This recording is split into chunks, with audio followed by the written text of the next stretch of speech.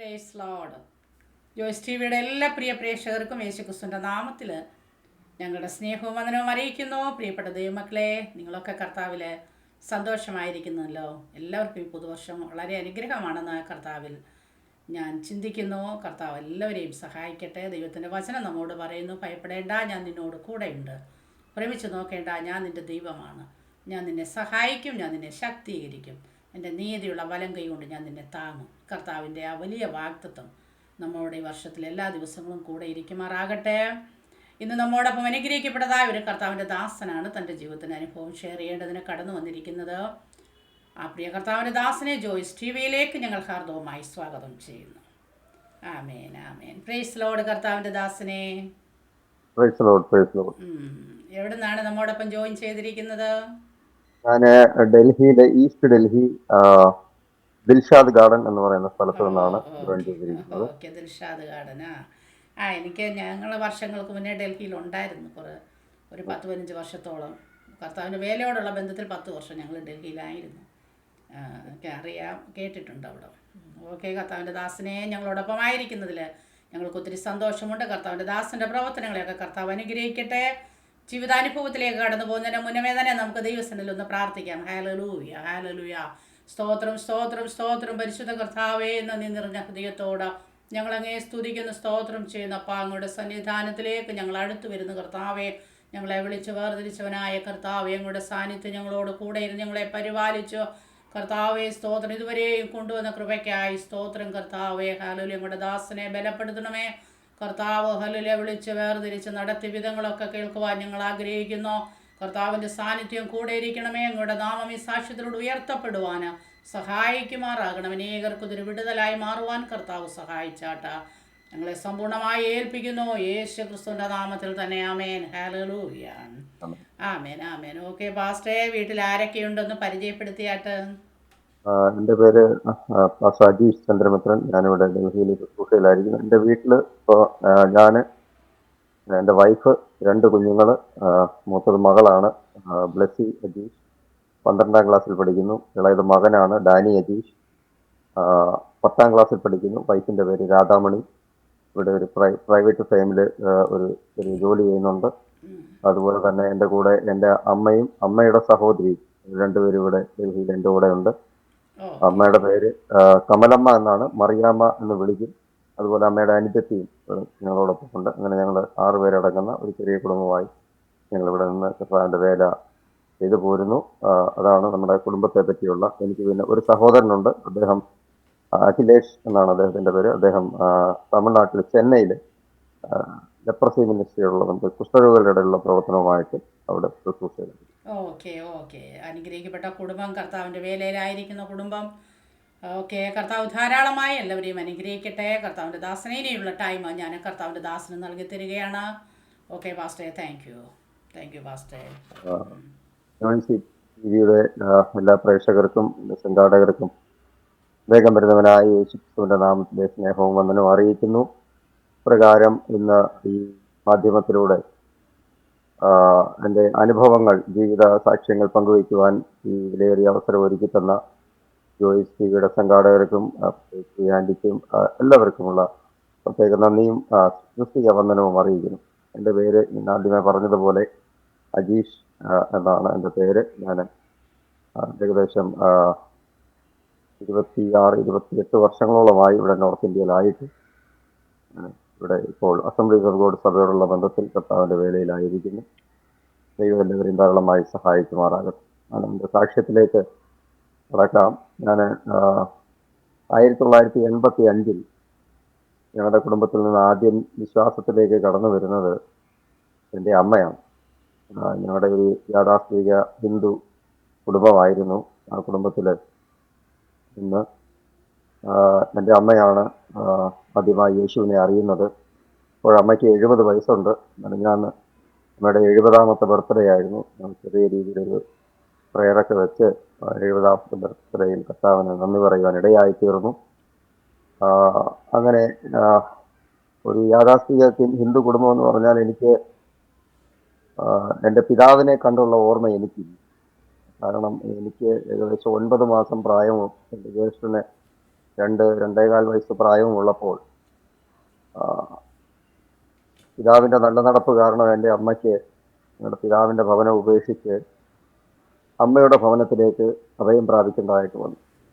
പത്തനംതിട്ട ജില്ലയിലെ കൂടൽ വില്ലേജിൽ ഇഞ്ചപ്പാറ രാക്ഷസം പാറ എന്ന് പറയുന്ന ആ പാറയുടെ മുകളിലായിരുന്നു ഞങ്ങളുടെ താമസം. രാക്ഷസം പാറ ഇന്ന് ഭയങ്കര ഫേമസ് ആണ്. അവിടെ ടൂറിസമൊക്കെ വരുന്നെന്നും പറഞ്ഞ് ഭയങ്കര വിപ്ലവമൊക്കെ അവിടെ ഏരിയയിൽ നടക്കുന്നുണ്ട്. അതിൻ്റെ മുകളിൽ ഏകദേശം ഒരു 2-2.5 ഏക്കർ സ്ഥലം പതിവല്ലാതെ വെറുതെ കിടക്കുന്ന തരിശു ഭൂമിയായിട്ട് ഏകദേശം ഒരു 5-6 ഏക്കർ സ്ഥലവും അതിൻ്റെ കാര്യങ്ങളും എല്ലാം കൈവശമുള്ള ഒരു കുടുംബത്തിൽ മൂത്ത മകളായിട്ടാണ് എൻ്റെ അമ്മ ജനിക്കുന്നത്. മൂത്ത മകളെന്ന് പറഞ്ഞാൽ എൻ്റെ അമ്മയ്ക്ക് ഒരു മൂത്ത ആങ്ങളെ കൂടെ ഉണ്ട്. മകളിൽ മൂത്തത്. അവർ 7 മക്കളാണ്. അങ്ങനെ ഇരിക്കെ 20ാമത്തെ വയസ്സിൽ 2 കുഞ്ഞുങ്ങൾ, ആദ്യത്തെ കുഞ്ഞിന് ജന്മം നൽകി. 23 വയസ്സായപ്പോഴത്തേന് ഒരു വിധവയെ പോലെ സ്വന്തം ഭവനത്തിൽ അഭയം പ്രാപിക്കേണ്ടതായിട്ട് വന്നു. ഞങ്ങളുടെ കുടുംബത്തിൽ എൻ്റെ വല്യപ്പൻ, എൻ്റെ അമ്മയുടെ പിതാവ്, അമ്മയ്ക്കും ഞങ്ങൾക്കും വേണ്ടി താമസിക്കുവാൻ ഞങ്ങളുടെ ആ ഭൂമിയിൽ തന്നെ ഒരു ചെറിയ വീട്, അന്നത്തെ വീടെന്ന് പറഞ്ഞാൽ മൺകട്ടയൊക്കെ കെട്ടി ഓലമേഞ്ഞ ഒരു മുറിയുള്ള ഒരു വീടൊക്കെ വെച്ച് തന്ന് അതിൽ പാർക്കുകയും എൻ്റെ അമ്മ അവിടെ ഒരു തോട്ടത്തിൽ, റബ്ബർ എസ്റ്റേറ്റിൽ ചെറിയൊരു ജോലിയൊക്കെ ചെയ്ത് ഇങ്ങനെ ഞങ്ങളെ വളർത്തിക്കൊണ്ട് വരികയായിരുന്നു. ആ സമയത്ത് അമ്മ ഈ അമ്പലത്തിൽ ഭാഗവതം വായിക്കുവാനും എല്ലാ ഞായറാഴ്ചയും കുളിച്ച് വെള്ളസാരിയൊക്കെ കൊടുത്ത് അമ്പലത്തിൽ ഭാഗവതം വായിക്കുവാൻ പോകുന്ന ഒരു സ്വഭാവം എൻ്റെ അമ്മയ്ക്കുണ്ടായി. അങ്ങനെ വളരെ നാളുകൾ അങ്ങനെ പോയിക്കൊണ്ടിരിക്കെ 1985 യഥാർത്ഥമായ സത്യദൈവത്തെ അന്വേഷിച്ച് അമ്മ പ്രാർത്ഥിക്കുമായിരുന്നു. ഏതാണ് സത്യദൈവമെന്ന് അറിയേണ്ടതിനും. അങ്ങനെ പ്രാർത്ഥിക്കുമ്പോൾ ഞങ്ങളുടെ ആ സ്ഥലത്തിൻ്റെ പ്രത്യേകത എന്ന് പറഞ്ഞാൽ ആ മലയുടെ മുകളിൽ അന്ന് ഞങ്ങൾക്ക് 3 വീടുണ്ട്. ആ 3 വീടും ഞങ്ങളുടെ തന്നെയാണ്. അപ്പം അവിടേക്ക് വേറെ ആരും കടന്നു വരേണ്ട ആവശ്യമില്ല. അപ്പോൾ സുവിശേഷം കൊണ്ട് പോലും ആർക്കും പെട്ടെന്ന് കയറി വരാൻ പറ്റാത്തൊരു സ്ഥലവും, അങ്ങനെ ആരെങ്കിലും കയറി വന്നാൽ അവർക്ക് സ്വീകാര്യത ലഭിക്കാത്തതുമായ ഒരു സ്ഥലമായതുകൊണ്ട് അങ്ങനെ ആരും അവിടേക്ക് കയറി വരികയും ഉണ്ടായിരുന്നില്ല. അങ്ങനെ പിന്നെ ഞങ്ങൾ താമസിക്കുന്ന സ്ഥലത്തിൻ്റെ താഴ്വരകളിൽ ഒരു ചർച്ച് ഓഫ് ഗോഡിൻ്റെ ചർച്ചുണ്ട്. അത് ചർച്ച് ഓഫ് ഗോഡിൻ്റെ ചർച്ച എന്നൊക്കെ എനിക്ക് ഇന്നാണ് അറിയുന്നത്. ഞങ്ങൾ പണ്ടവരെ വിളിക്കുന്നത് വെന്തിക്കോസുകാരെന്നാണ്. അപ്പോൾ അവർ വെന്തിക്കോസുകാർ നമ്മൾ അവിടേക്ക് നോക്കാറ് പോലുമില്ല. കാരണം ആ ചർച്ചിൽ ഈ ഞായറാഴ്ചകളിലും വെള്ളിയാഴ്ചകളിലുമൊക്കെ ഡ്രം അടിച്ച് പാട്ട് പാടുമ്പോൾ ആ പാട്ട് നമ്മളത് ശ്രദ്ധിക്കാറ് പോലുമില്ല. കാരണം അവർ വേറെ ഏതോ ഒരു രീതിയിലുള്ള ആൾക്കാരാണെന്ന് വിശ്വസിച്ച് ഞങ്ങൾ അങ്ങനെ കഴിഞ്ഞു പോയിരുന്നവരായിരുന്നു. എന്നാൽ എൻ്റെ ജ്യേഷ്ഠന് ശാരീരികമായ അല്പമായ ബുദ്ധിമുട്ടുകൾ ചെറുപ്രായത്തിലുണ്ടായി. അദ്ദേഹത്തിന് ഈ ഫിക്സ് എന്ന് പറയുന്ന അസുഖം ഒരു 5 വയസ്സ് വരെ ഇങ്ങനെ തുടർച്ചയായി വന്നുകൊണ്ടിരുന്നു. മരണത്തോളം പല പ്രാവശ്യം എത്തിയതുകൊണ്ട്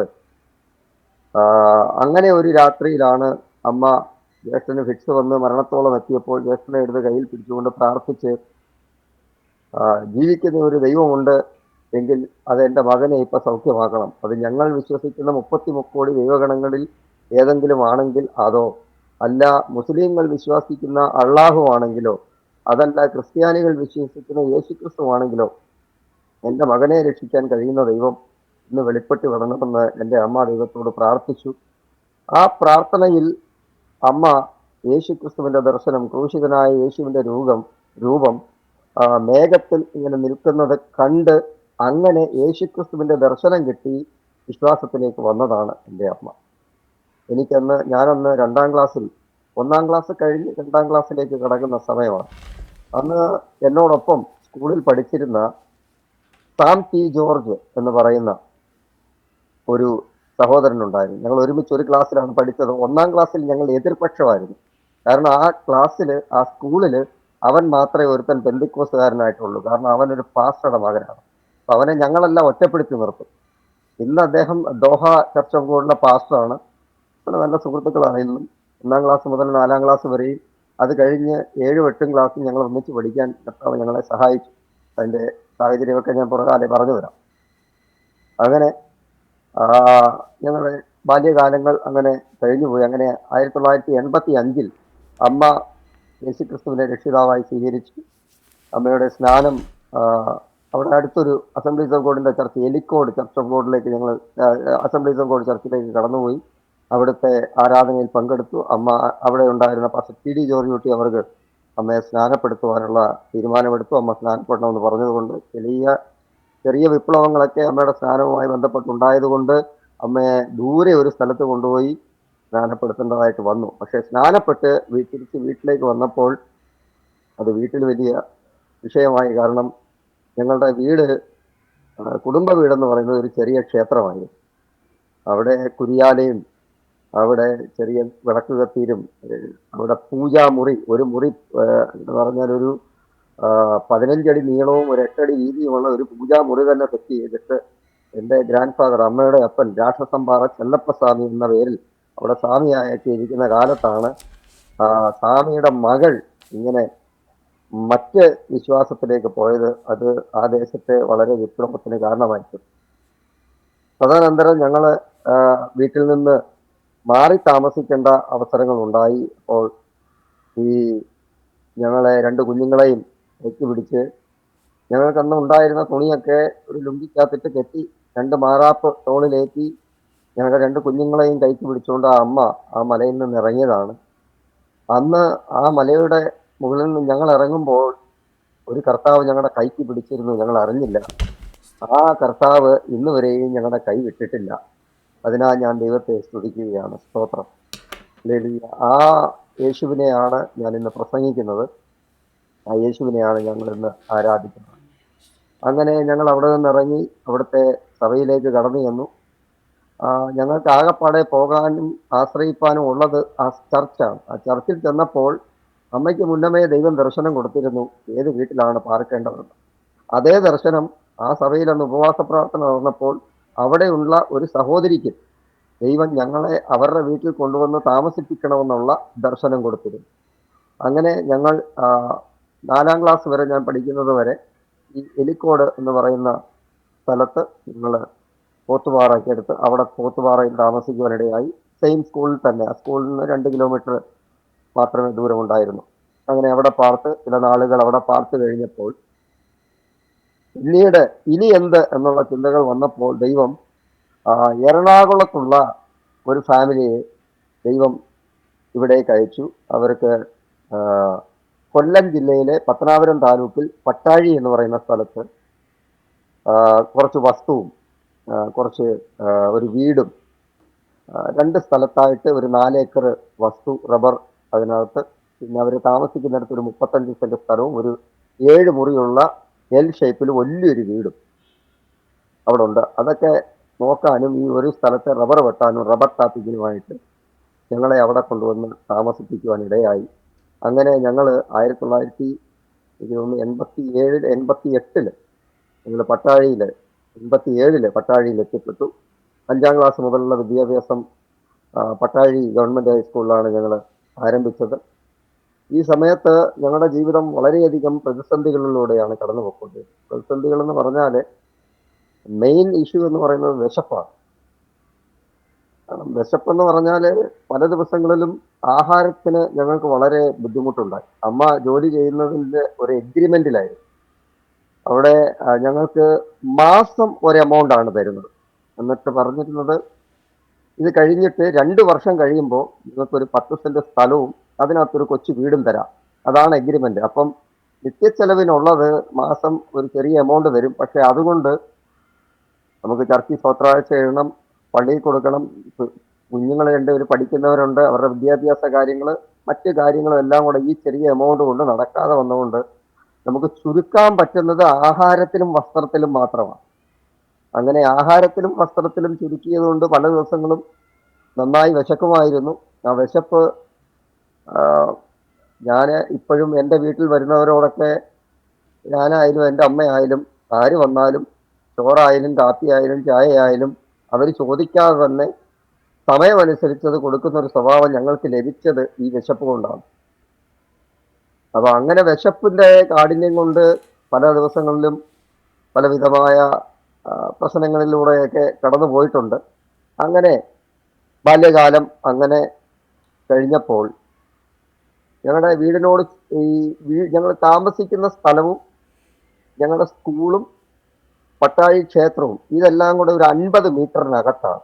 50 മീറ്ററിനകത്താണ് ഞങ്ങൾ ഈ സ്ഥലത്ത് താമസിക്കുന്നത്. ഈ പട്ടാഴി ക്ഷേത്രത്തിൽ അന്നത്തെ കാലത്ത് ചൊവ്വാഴ്ച ദിവസം ഒഴിച്ച് ബാക്കി എല്ലാ ദിവസവും കല്യാണം ഉണ്ടാവും.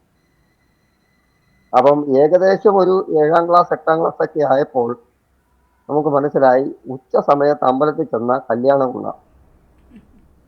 അങ്ങനെയുള്ള ഒരു ചിന്താഗതി ഉണ്ടായിട്ട് 4ാമത്തെ പീരീഡ് മിസ്സാക്കി കല്യാണം ഉണ്ണാൻ പോകുന്നവരുടെ കൂട്ടത്തിൽ അന്ന് വലിയ ചേട്ടന്മാരൊക്കെയാണ് പോകുന്നത്. 8ലും 9ലും 10ലും ഒക്കെ പഠിക്കുന്നവരുടെ കൂടെ ഞാനും കൂടാൻ തുടങ്ങി. അങ്ങനെ കൂടെ പോയി.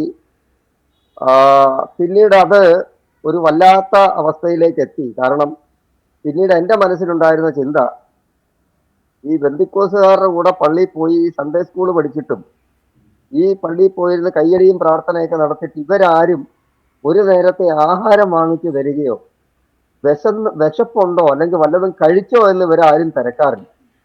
ഒരു ഞായറാഴ്ച സൺഡേ സ്കൂളിന് ചെന്നില്ലെങ്കിൽ ചോദിക്കും, എന്താണ് നീ കഴിഞ്ഞ ആഴ്ച സൺഡേ സ്കൂളിന് വരാഞ്ഞത്, നീ ആരാധനയ്ക്ക് ചെന്നിട്ട് നീ എന്താ ആരാധനയ്ക്ക് വരാഞ്ഞത്, ഇതൊക്കെ ചോദിക്കും. പക്ഷെ സ്പിരിച്വൽ ഗ്രോത്തിന് അവർ ഇമ്പോർട്ടൻ്റ് കൊടുക്കുന്നതിനോടൊപ്പം ഫിസിക്കലി ഉള്ള കാര്യങ്ങൾക്ക് ആരും ഇമ്പോർട്ടൻ്റ് കൊടുത്തിരുന്നില്ല. അന്നത്തെ സാഹചര്യം അവരുടെ അങ്ങനെ ആയിരിക്കാം, ആരെയും ഞാൻ കുറ്റം പറയുന്നില്ല. അങ്ങനെ പതുക്കെ പതുക്കെ എൻ്റെ ജീവിതം ഈ ലോകത്തിലേക്ക് മാറാൻ തുടങ്ങി.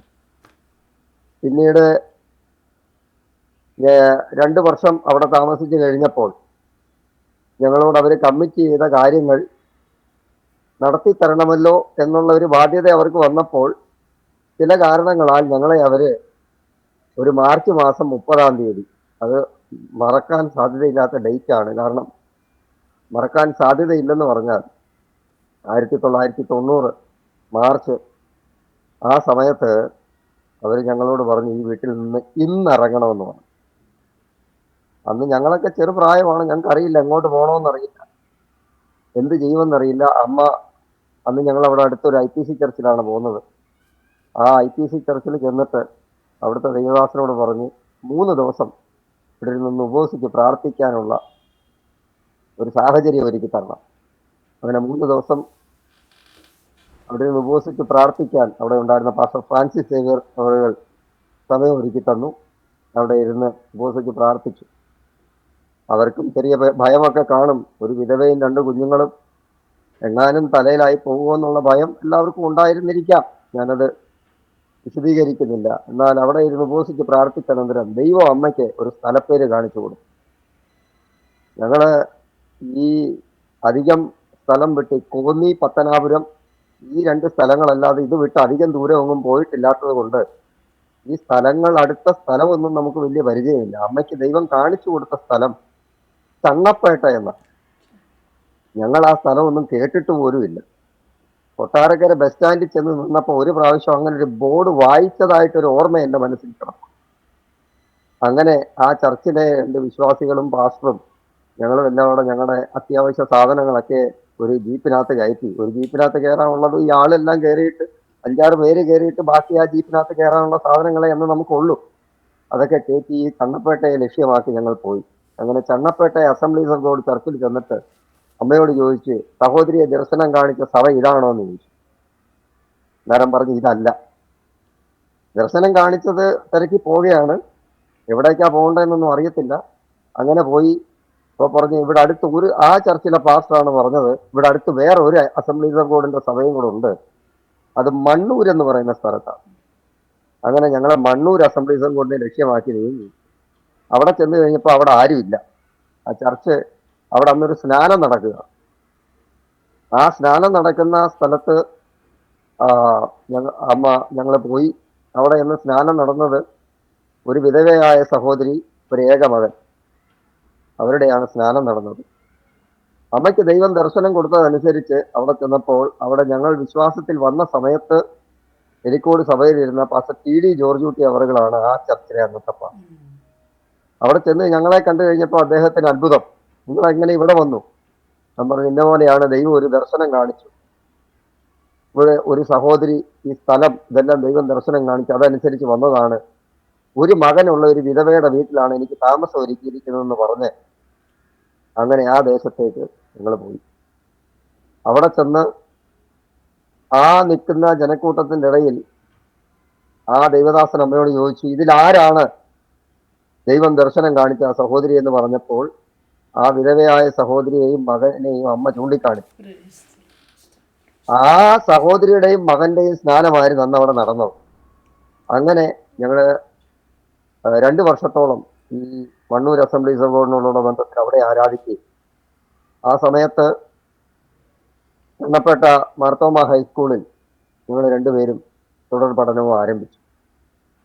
എന്നാൽ ഞങ്ങളെ കാരണമില്ലാത്ത കാര്യം പറഞ്ഞ് പട്ടാഴിയിലെ വീട്ടിൽ നിന്ന് ഞങ്ങളെ ഇറക്കി വിട്ടു. 2 വർഷം ഞങ്ങൾ ചണ്ണപ്പേട്ട അമ്മ റബ്ബർ ടാപ്പിംഗ് ഒക്കെ ചെയ്ത് 1992 ഒക്കെ ആയപ്പോഴേക്കും എൻ്റെ അമ്മയ്ക്ക് ശാരീരികമായൊരു വല്ലാത്ത ബുദ്ധിമുട്ടുണ്ടായി.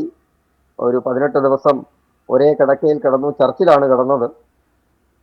ശരീരം മുഴുവൻ സ്റ്റിഫായിപ്പോയി. എന്നാൽ അമ്മ കിടപ്പായതിൻ്റെ 3-ാമത്തെ ദിവസം മുതൽ സഭയിൽ പ്രാർത്ഥന ആരംഭിച്ചു.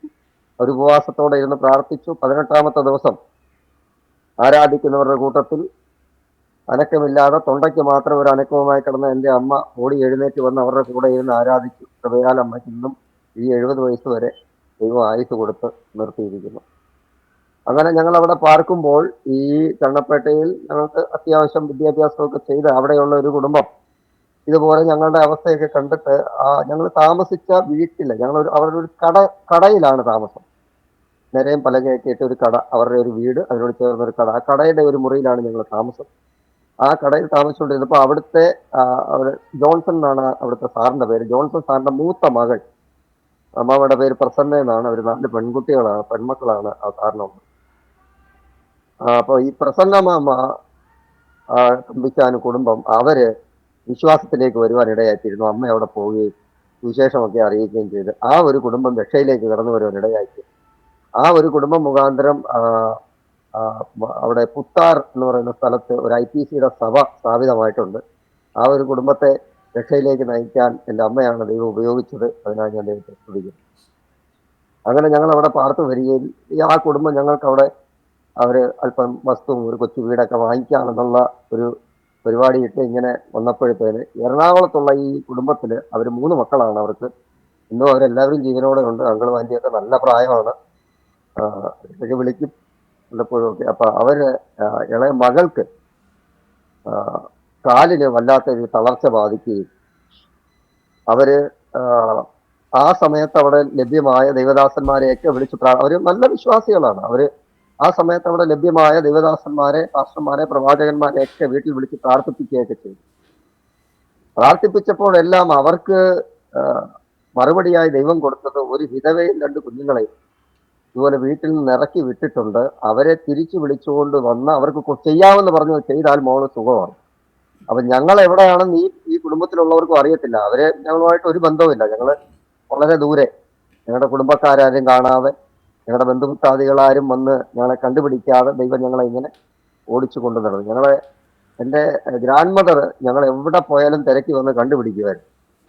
അങ്ങനെ തിരക്കി കണ്ടുപിടിക്കുന്ന സമയത്ത് അവർ വന്ന് കണ്ടുപിടിച്ച് ചില ദിവസങ്ങൾ കഴിയുമ്പോഴത്തേനും ദൈവം ഞങ്ങളെ അവിടെ നിന്ന് മാറ്റി പാർപ്പിക്കും. അങ്ങനെയായിരുന്നു.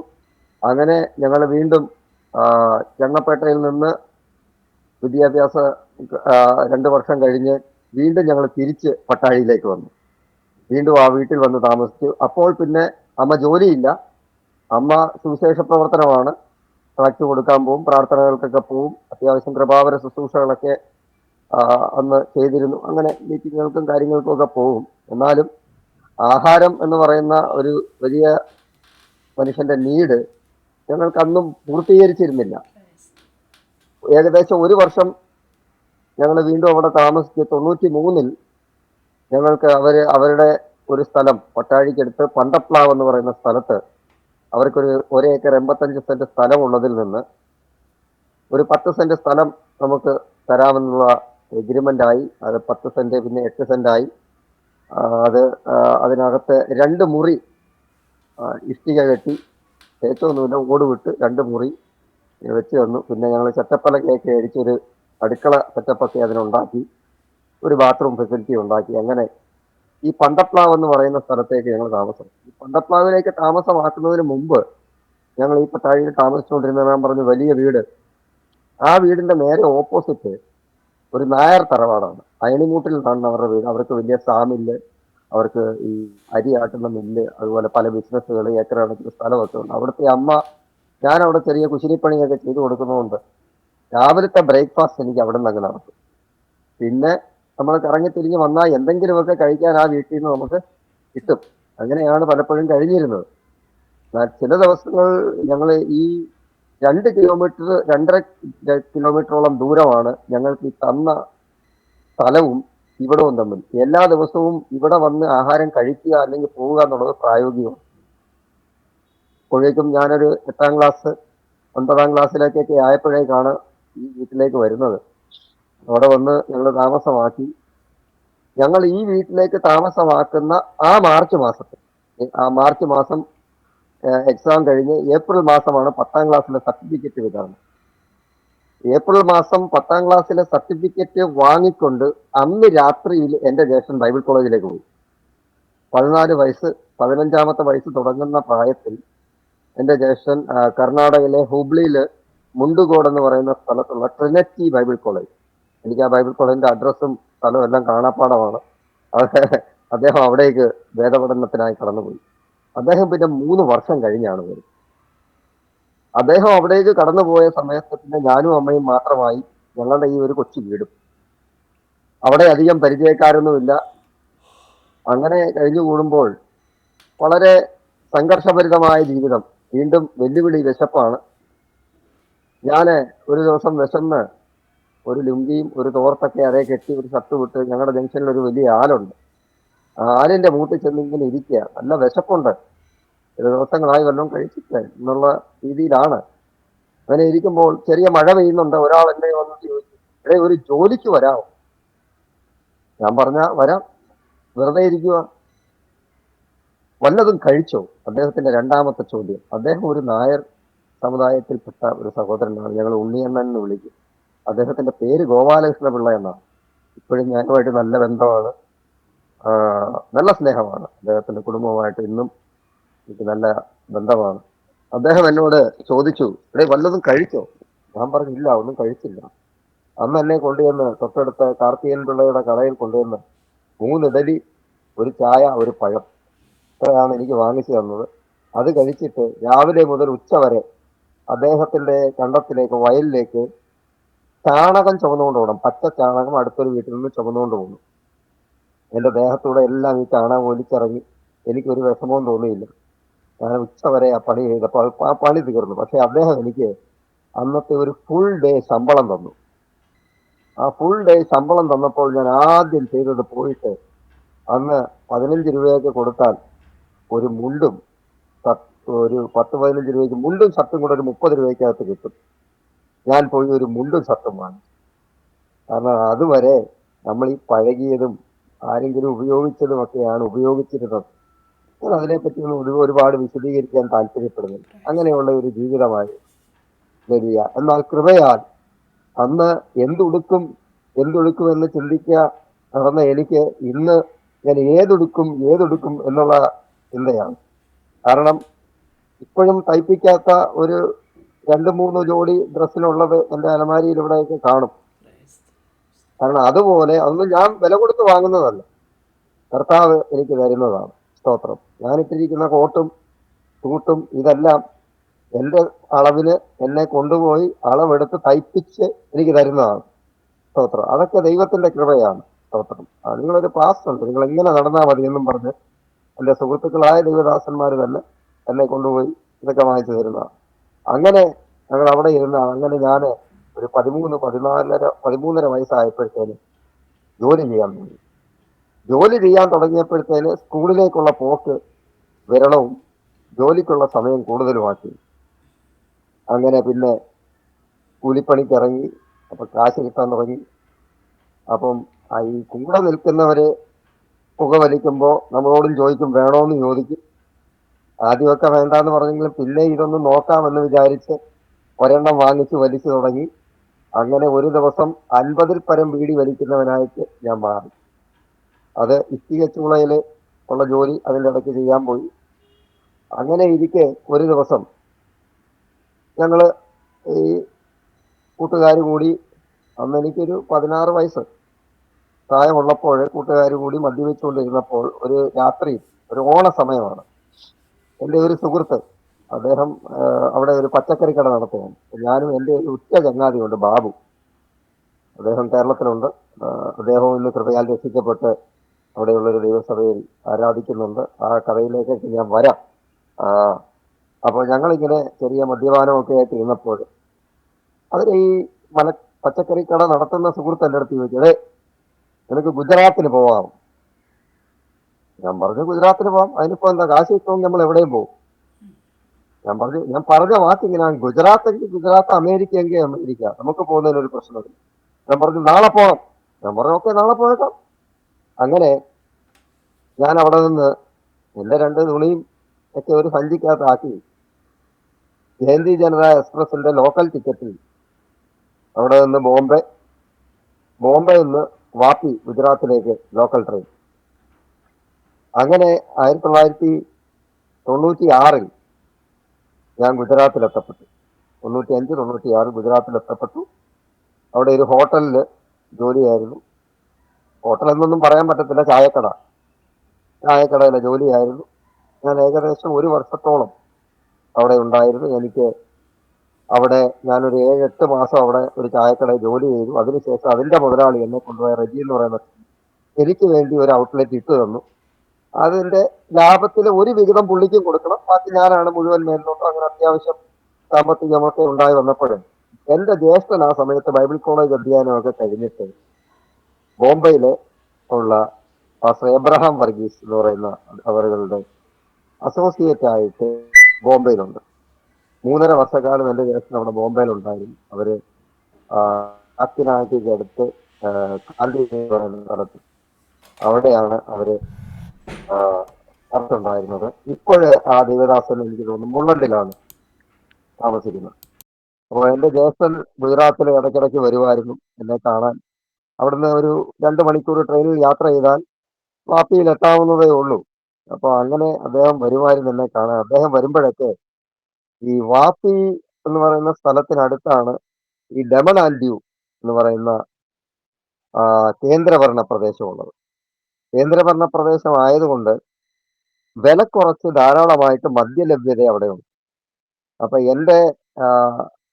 എനിക്ക് കടയിലേക്ക് ആവശ്യമായ നോൺ വെജ് കൊണ്ട് തരുന്ന മുസ്ലിയാര് ഈ ഡമൺ ആൻഡ് ഡ്യൂവിനാണ് എന്നും ഈ സാധനം കൊണ്ട് ഇങ്ങോട്ട് വരുന്നത്.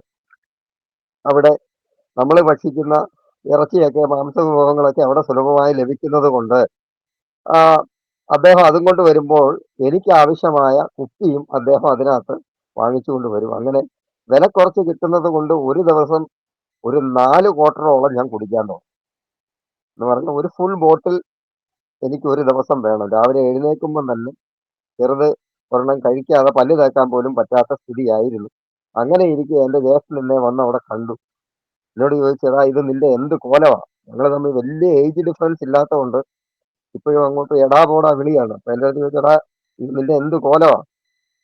അതുപോലെ തന്നെ സിഗരറ്റ്, അന്ന് അവിടെ ഈ ഗുഡ്കയൊക്കെ സുലഭമായി ലഭിക്കുന്ന സ്ഥലങ്ങളാണ് ഈ ഗുജറാത്ത് വാപ്പിയൊക്കെ.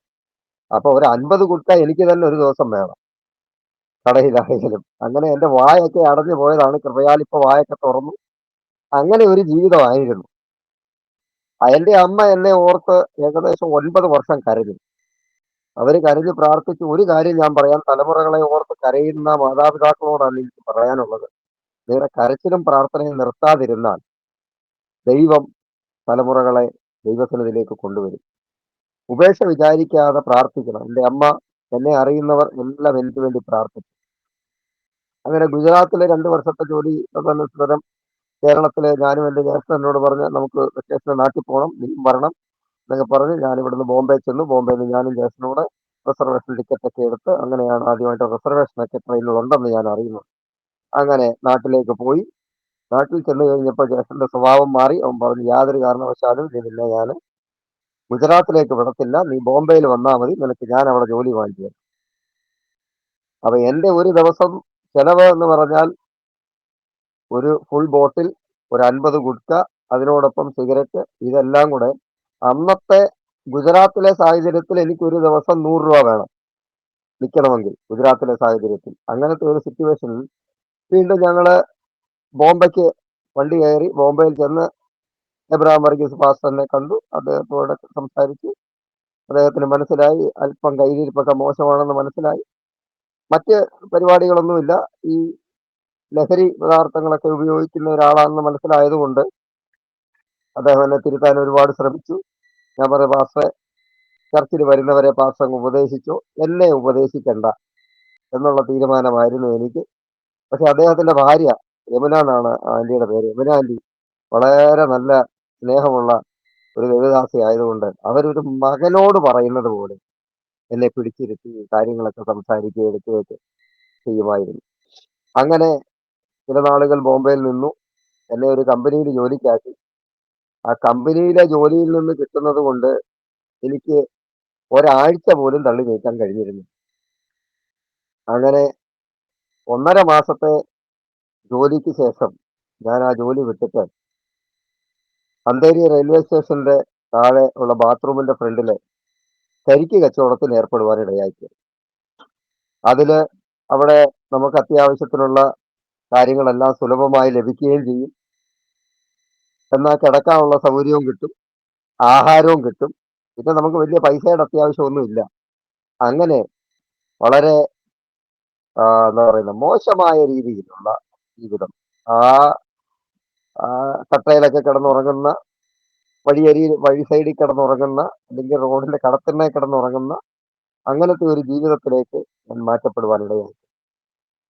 ചില നാളുകൾക്ക് അടുത്ത് ബോംബെയിൽ നിന്ന് പെട്ടെന്ന് അപ്രതീക്ഷിതമായി ചില സാഹചര്യങ്ങൾ, സംഭവങ്ങൾ ഉണ്ടായതുകൊണ്ട് നാട്ടിലേക്ക് പോകേണ്ടതായിട്ട് വന്നു. വീണ്ടും ഞാൻ തിരിച്ച് നാട്ടിലേക്ക് വന്നു. വീണ്ടും തിരിച്ച് നാട്ടിൽ ചെന്ന് കഴിഞ്ഞപ്പോൾ വളരെ ഒരു മോശപ്പെട്ട അവസ്ഥയിലേക്ക് എൻ്റെ ജീവിതം മാറി. എൻ്റെ അമ്മ എൻ്റെ വീട്ടിൽ സ്ഥിരമായി പ്രാർത്ഥനകൾ, എല്ലാ ചൊവ്വാഴ്ചയും വീട്ടിൽ പ്രാർത്ഥന, ഉപവാസ പ്രാർത്ഥനകൾ, ദൈവദാസന്മാര് നിരന്തരമായി വന്ന് എൻ്റെ പേര് പറഞ്ഞ് പ്രാർത്ഥിക്കുന്നു. രക്ഷയുടെ അനുഭവത്തിലേക്ക് ഞാൻ മടങ്ങി വരേണ്ടതിന് വേണ്ടി അവർ പ്രാർത്ഥിക്കും. പക്ഷേ എനിക്ക് ഈ പ്രാർത്ഥനയോടൊന്നും വലിയ താല്പര്യം ഉണ്ടായിരുന്നില്ല. പലപ്പോഴും പ്രാർത്ഥനയ്ക്കൊക്കെ വരുമ്പോൾ ഞാൻ മീൻകറിയൊക്കെ വെച്ചേക്കും. ഞാൻ അടുക്കള ഭാഗത്തൂടെ വന്ന് ചോറൊക്കെ എടുത്ത് നിന്നിട്ട് ചോറിനകത്തൊരല്പം മണ്ണും മീൻകറിക്കകത്തൊരു അല്പം ഉപ്പും വാരി ഇട്ടിട്ട് എൻ്റെ കഴിപ്പ് കഴിഞ്ഞിട്ട് ഞാനങ്ങ് ഇറങ്ങിപ്പോവും. കാരണം പിന്നെ പാസ്റ്റർമാരെ ഒന്നും എനിക്ക് അത്ര പ്രിയമല്ല. വീട്ടിൽ നിന്ന് ഞാൻ പലരെയും വഴക്കൊക്കെ പറഞ്ഞ്, നല്ല വാക്കുകൾ, നല്ല ചീത്തയൊക്കെ പറഞ്ഞ് ഇറക്കി വിട്ടിട്ടുണ്ട്. അങ്ങനെയുള്ള ഒരു ജീവിതത്തിലേക്ക് ഞാൻ മാറി. എനിക്ക് ദൈവവുമായി ഒരു ബന്ധവുമില്ല, എന്നാൽ പിശാചുമായിട്ടും ഒരു ബന്ധവുമില്ല. ഞാൻ ഒരമ്പലത്തിലും പോവുകയല്ല. എനിക്ക് എല്ലാവരോടും ഒരു വൈരാഗ്യ മനോഭാവമാണ്. കാരണം വിശപ്പാണ്. കാരണം ഈ ആൾക്കാരും ഇന്ന് വരെ ചർച്ച വരാത്ത എന്താ, പ്രാർത്ഥിക്കാത്ത എന്താന്ന് ചോദിക്കുന്നതല്ലാതെ വഴിയിൽ വെച്ച് കണ്ടാലും നീ ആ മറിയാമ്മ സഹോദരിയുടെ മോനല്ലേടാ, നീ ഇങ്ങനെയാണോ നടക്കുന്നത് എന്ന് ചോദിക്കാൻ ആളുണ്ട്. നീ വല്ലതും കഴിച്ചോ എന്ന് ചോദിക്കാൻ, അല്ലെങ്കിൽ നിനക്ക് നല്ലൊരു തുണി വാങ്ങിച്ചു തരാം എന്ന് പറയാൻ അന്ന് ആരുമില്ല. സ്തോത്രം. ഞാൻ പറഞ്ഞത്, ഇന്നും നമ്മുടെ മുമ്പിൽ ആരെയെങ്കിലും അങ്ങനെ കണ്ടു കഴിഞ്ഞാൽ, മദ്യപാന്മാരായോ അവശ നിലയിലോ കണ്ടു കഴിഞ്ഞാൽ, വല്ലതും കഴിച്ചോ സഹോദര വന്ന് വാന്നും പറഞ്ഞ് അവന്റെ തോളെ കൈക്കൊണ്ട് പോയാ ആർക്കറിയാം നാളെ അവനെ ദൈവം നമ്മൾ വാങ്ങിച്ചു കൊടുക്കുന്ന ഒരു നേരത്തെ ആഹാരത്തിലൂടെ, നമ്മൾ ഓഫർ ചെയ്യുന്ന ഒരു ജോഡി ഡ്രസ്സിലൂടെ അവൻ യേശുവിനെ അറിയാൻ ഇടയായെങ്കിലോ. അങ്ങനെ ഇടയായ അനുഭവങ്ങൾ എനിക്കുണ്ട്. മദ്യപാനിയായ ഒരു സഹോദരൻ സൈക്കിളെ കയറാൻ ബുദ്ധിമുട്ടുന്നത് കണ്ട് ഡൽഹിയിൽ വെച്ച് ഞാൻ ആ സഹോദരനെ ആ സൈക്കിളെ കയറാനൊന്ന് ഹെൽപ്പ് ചെയ്തു. അദ്ദേഹം മദ്യപിച്ച് അവശനായതുകൊണ്ട് അദ്ദേഹത്തിന് ആ സൈക്കിളെ കയറാൻ പറ്റുന്നില്ല. അവസാനം ആ സഹോദരനെ ഞാൻ സ്നാനപ്പെടുത്തേണ്ടിയിരുന്നു. അതൊരു ദൈവകൃപയാണ്. നമുക്ക് അങ്ങനെയുള്ള ബന്ധങ്ങളൊക്കെ ലഭിക്കുമ്പോൾ നമ്മൾ അതിനെയൊന്നും ചെറുതായി കാണരുത്. അതൊക്കെ ദൈവം ഇടപെടുന്ന അവസരങ്ങളാണ്. കഴിഞ്ഞ ദിവസം അമ്മയുടെ 70ാമത്തെ ബർത്ത്ഡേ ആയിരുന്നു എന്ന് ഞാൻ പറഞ്ഞല്ലോ. അവിടെ വന്ന ദൈവദാസൻ പ്രസംഗത്തിൽ ഇപ്രകാരം പറഞ്ഞു. അമ്മ തന്റെ സാക്ഷ്യം പറഞ്ഞപ്പോൾ പറഞ്ഞു, ഞങ്ങളുടെ വീട്ടിലേക്ക് ആർക്കും സുവിശേഷവുമായി കയറി വരാനുള്ള അവസരമൊന്നും ഉണ്ടായിട്ടില്ല. എന്നാൽ എൻ്റെ കുടുംബത്തിലുള്ള ആരെയെങ്കിലും ഒക്കെ കണ്ടിട്ട് ട്രാക്ട് കൊടുക്കാൻ പോലും ആരും താല്പര്യപ്പെടാറില്ല. കാരണം എൻ്റെ വല്യപ്പൻ നടക്കുന്നത് താടിയൊക്കെ നീട്ടി വളർത്തി, കാഷായ വസ്ത്രമൊക്കെ ധരിച്ച്, മാലയൊക്കെ ഇട്ട്, ദേഹത്തെല്ലാം ഭസ്മമൊക്കെ പൂശി ഇങ്ങനെ നടക്കുന്ന ഒരാളാണ്, സ്വാമിയാണ്. അപ്പൊ ആരും അദ്ദേഹത്തിന് ഒരു ട്രാക്ട് ഒന്നും കൊണ്ട് കൊടുക്കുകയില്ല. എന്നാൽ ആരെങ്കിലും കൈ ഉയർത്തി ഒന്ന് പ്രാർത്ഥിച്ചു കാണും, ദൈവമേ ഈ മനുഷ്യനെ മാനസാന്തരത്തിലേക്ക് നയിക്കണമേ എന്ന്. അങ്ങനെയാണ് ദൈവം ഓരോരുത്തരെ തിരഞ്ഞെടുക്കുന്നതെന്ന് പറയാനുണ്ട്. അതെന്റെ ഹൃദയത്തെ വളരെ സ്പർശിക്കുവാനിടയായിട്ടുണ്ട്. അങ്ങനെ ഞങ്ങള് ഈ പട്ടാഴിയിൽ പാർക്കുമ്പോൾ എൻ്റെ ഗ്രാൻഡ് ഫാദർ ഞങ്ങളെ കാണാൻ വേണ്ടി, ഞാൻ അതുകൂടെ ഒന്ന് പറഞ്ഞു പോകാം, വരികയാണ്. അദ്ദേഹത്തിന് ഞങ്ങളുടെ വീട് എവിടെയാണെന്ന് അറിയത്തില്ല, സ്ഥലം പേരറിയാം. അങ്ങനെ ബസ് കയറി വന്നപ്പോൾ അന്ന് ഞങ്ങളുടെ വീട്ടിൽ ഉപവാസ പ്രാർത്ഥനയും അതിനോട് ചേർന്ന് പരസ്യയോഗവും നടക്കുകയാണ്. ദൈവദാസന്മാരുണ്ട്, ഞങ്ങൾക്ക് ആ വസ്തു തന്ന ആള്, അവരുടെ കുടുംബം എല്ലാം ഉണ്ട്. അവർക്ക് അവിടെ വെച്ച് പ്രാർത്ഥനയാണ്. അങ്ങനെ ഏകദേശം 9 വർഷം കഴിഞ്ഞ് മകളെ തിരക്കി എൻ്റെ ഗ്രാൻഡ് ഫാദർ രാജസമ്പാറ ചെന്നപ്പസ്വാമി വരികയാണ്. അങ്ങനെ ഞങ്ങൾ താമസിക്കെടുത്തുന്ന ഒരു 1.5 കിലോമീറ്റർ മാറിയാണ് അവർ പരസ്യയോഗം നടത്തുന്നത്. ഈ പരസ്യയോഗക്കാരെ കണ്ടപ്പം എൻ്റെ വല്യച്ഛൻ അവിടെ അങ്ങ് ഇറങ്ങി. കാരണം ഇങ്ങനെയുള്ള ആൾക്കാരുടെ കൂടെയാണ് എൻ്റെ മോള് പോയേക്കുന്നത്, ഇവരോട് ചോദിച്ചാൽ വിവരം അറിയാമെന്നും പറഞ്ഞ് അവിടെ അങ്ങ് ഇറങ്ങി. ഒന്ന് ഞാൻ പറയാം, ചുരുക്കത്തിൽ പറഞ്ഞു പോകാം, പറയാനാണെങ്കിൽ ഒരുപാടുണ്ട്, ചുരുക്കത്തിൽ പറഞ്ഞു പോകാം. അന്ന് അവിടെ വെച്ച് എൻ്റെ ഗ്രാൻഡ് ഫാദർ യേശുവിനെ രക്ഷകനായി സ്വീകരിച്ചു. അവര് മകളെ തിരക്കി വന്ന അന്ന് ചെയിൻ സ്മോക്കറായിരുന്ന, സ്വന്തമായി വാറ്റി കുടിച്ചിരുന്ന രാജസമ്പാറ ചെന്നപ്പസ്വാമി മരിച്ച് അടക്കപ്പെട്ടത് തോമസ് അപ്പനായിട്ടാണ്. അതാണ് നമ്മുടെ ദൈവത്തിന്റെ കൃപ. എൻ്റെ ഗ്രാൻഡ് മദറിനെ അടക്കിയേക്കുന്നത് കൂടൽ അസംബ്ലീസ് ഓഫ് ഗോഡിന്റെ സെമിട്രിയിലും, എൻ്റെ ഗ്രാൻഡ് ഫാദറിനെ അടക്കിയിരിക്കുന്നത് കൂടൽ IPCയുടെ സെമിട്രിയിലുമാണ്. അങ്ങനെ അവർ രണ്ടുപേരും യേശുവിനെ അറിയുവാൻ ദൈവം മുഖാന്തരം ഒരുക്കി. അങ്ങനെ ഞങ്ങളുടെ ജീവിതം മുന്നോട്ട് പോയി. ഞാൻ ബോംബെയിൽ നിന്ന് നാട്ടിൽ വന്ന് വീണ്ടും വഷളായ, പതിവിലും വിപരീതമായ, വളരെയധികം മോശമായ ജീവിത രീതി നയിക്കുകയായിരുന്നു. ആ സമയത്താണ് എൻ്റെ ജ്യേഷ്ഠൻ ഹോസ്പിറ്റൽ മിനിസ്ട്രീസ് ഇന്ത്യയുടെ സ്റ്റാഫായിട്ട്, ആദ്യത്തെ കല്ലിശ്ശേരിയിലുള്ള ഹെഡ് ഓഫീസുള്ള ഹോസ്പിറ്റൽ മിനിസ്ട്രിയുടെ ഡൽഹിയിലെ ആദ്യത്തെ സ്റ്റാഫായിട്ട് അദ്ദേഹം ഡൽഹിയിലേക്ക് വരിക. അദ്ദേഹം ഡൽഹിയിലേക്ക് വന്ന് ഇവിടെ ബദർപൂർ എന്ന് പറയുന്ന സ്ഥലത്ത് അവിടെ ഒരു പാസ്റ്റർ തോമസ് സെബാസ്റ്റ്യൻ അവറുകളുണ്ട്. അദ്ദേഹത്തിന്റെ ചർച്ചിലാണ് അദ്ദേഹം കൂടി നടന്നിരുന്നത്. ആ സഭയോട് ചേർന്നിട്ട് അദ്ദേഹത്തോട് ഇങ്ങനെ പറയുമ്പോൾ, എനിക്കൊരു അനുജനുണ്ട്, ലോകത്തിൽ ആർക്കും അവനെ നന്നാക്കാൻ പറ്റത്തില്ല, ദൈവത്തിനും വേണ്ട മനുഷ്യനും വേണ്ടാത്ത എങ്ങനെ ഒരാളുണ്ടെന്ന് പറയുകയും അദ്ദേഹം പറഞ്ഞു, അവനെ ഇങ്ങ് കൊണ്ടുപോവാ, നമുക്ക് അവനെ ശരിയാക്കാമെന്ന് പറഞ്ഞ് എന്നെ അങ്ങനെ എനിക്കൊരു വെയിറ്റിംഗ് ലിസ്റ്റ് ടിക്കറ്റ് എൻ്റെ ജ്യേഷ്ഠൻ ഇവിടുന്ന് എടുത്ത് അയച്ചു തന്നു. അങ്ങനെ ഒരു വെയിറ്റിംഗ് ലിസ്റ്റ് ടിക്കറ്റില് ഞാന് ഡൽഹിയിലേക്ക് കടന്നു വരുവാൻ ഇടയായിത്തീർന്നു. ഡൽഹിയിൽ വന്ന് 3 മാസം അല്ലറ പണികളൊക്കെ ചെറിയ ചെറിയ കമ്പനികളിലൊക്കെ ജോലി ചെയ്തുകൊണ്ടിരുന്ന അനുസരം ഈ 3 മാസത്തിന്റെ ഇടയ്ക്ക് എന്നെ ഇവിടെ കൊണ്ടാക്കിയിട്ട്, ബോംബെയിൽ എന്നെ കൊണ്ടാക്കിയിട്ട് പിറ്റേ മാസം ചേട്ടൻ കേരളത്തിൽ പോയി, അവിടുന്ന് അയാൾ ഡൽഹിക്ക് പോകുന്നു. എന്നെ വീണ്ടും ഞാന് ഡൽഹിയിൽ വന്ന് 3 മാസം കഴിഞ്ഞപ്പം ജ്യേഷ്ഠൻ ഇവിടുന്ന് നാട്ടിലേക്ക് പോകണമെന്ന് പറഞ്ഞ് നാട്ടിൽ പോയി. അവിടുന്ന് അദ്ദേഹം പിന്നെ ഡൽഹിക്ക് തിരിച്ചു വന്നില്ല. ചില നാളുകൾ കഴിഞ്ഞ് അദ്ദേഹം ചെന്നൈക്കാണ് പോയത്. അതും ദൈവത്തിന്റെ ഒരു പദ്ധതിയാണ്. കാരണം 87 ഇങ്ങനെ ഒരു ഉപവാസ പ്രാർത്ഥന നടക്കുമ്പോൾ പരിശുദ്ധാത്മാവിൽ പ്രവചിച്ചുകൊണ്ട് അന്നത്തെ ദൈവദാസൻ ഞങ്ങളുടെ 2 മക്കളുടെയും തലയെ കൊണ്ടുവന്ന് കൈവച്ചിട്ട് അമ്മയോടായി നോക്കിയിട്ട് ദൂത് പറഞ്ഞതാണ്, നിന്റെ 2 മക്കളെയും 2 പട്ടണത്തിൽ കൊണ്ടുപോയി ഞാൻ അനുഗ്രഹിക്കുന്നു. അന്ന് ഞങ്ങൾക്ക് ആകെപ്പാടെ അറിയാവുന്ന 2 പട്ടണം, ഒന്ന് പത്തനാപുരം, ഒന്ന് കോന്നി. ഞങ്ങള് അന്ന് ചിന്തിച്ചിരുന്ന, എടാ നീ കോന്നിയിലാന്ന്, ഞാൻ പത്തനാപുരത്തായിരിക്കും, നീ പത്തനാപുരത്താണ്, ഞാൻ കോന്നിയിലായിരിക്കും, ഇത്രേ ഞങ്ങൾക്ക് അറിയുള്ളായിരുന്നു. ഞങ്ങൾ പലപ്പോഴും ശ്രമിച്ചു, ഞങ്ങൾ രണ്ടുപേരും ഒരേ സ്ഥലത്ത് ഒന്നിച്ച് താമസിക്കാൻ ഞങ്ങൾ ശ്രമിച്ചു. എന്നാൽ ദൈവത്തിന്റെ ഒരു വാഗ്ദത്തം ഞങ്ങളുടെ മേലുണ്ടായിരുന്നു, 2 പട്ടണത്തിൽ കൊണ്ടുവന്ന് അനുഗ്രഹിക്കും.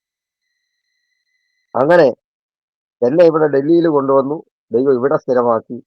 ജ്യേഷ്ഠനെ ചെന്നൈയിലേക്ക് ദൈവം കൊണ്ടുവന്ന് അദ്ദേഹത്തെ കുടുംബമായി അവിടെ സെറ്റിൽ ചെയ്തിരിക്കുന്നു.